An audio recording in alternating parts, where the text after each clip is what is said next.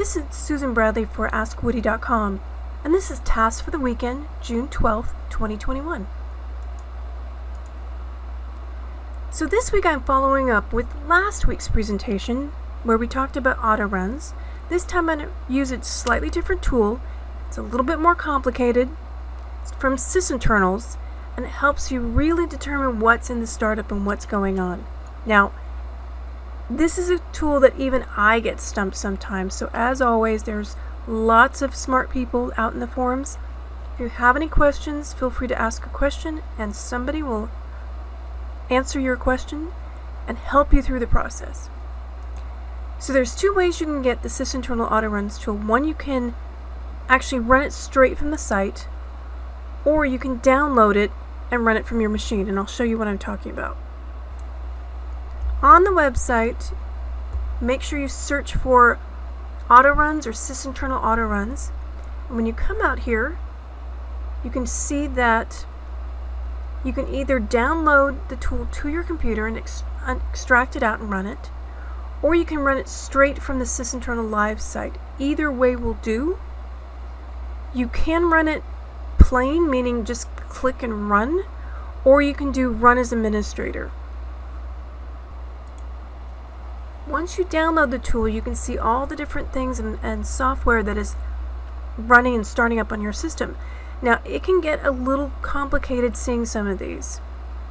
Some of these are obvious, some are not so obvious. Logitech, TechSmith, ExpressVPN, Intel Driver. One of them that I always laugh about is something called Squirrel. And this particular computer has an Office 365 subscription installed on it, and therefore it has a Teams installed, and that installer, that startup, is called Squirrel. One of these days I'll have to do the story of why that's called Squirrel. It has to do with the platform it's built on. It's basically a browser-based program that's wrapped in a shell, and that's one of the reasons why it sucks up RAM on your computer, but that's another video for another day. You can see I've got Chrome and Edge on this computer. Some of these other ones down here where it points to certain HKey local machine, it gets a little more complicated to tell exactly what they are, and sometimes you need help. Like this one in particular, you can see over here in the program files, that's LibreOffice, but you wouldn't know it based on that little registry key information right there. So sometimes it does take a bit of a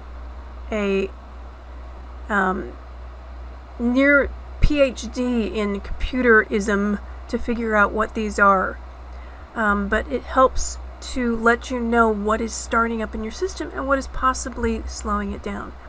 And you can click through the items as to what are impacting your system, and you can kind of see what's going on. Just like the previous tool, remember you can disable what you don't want to start, reboot, and review the impact on your system. As always, have a great week. The newsletter comes out tomorrow. We're still at DEF CON 2. We're still watching for side effects. So even though there's some 0 days out there, they've only been used in targeted attacks. I don't see them launching to widespread at this time. So until then, this is Susan Bradley for AskWoody.com.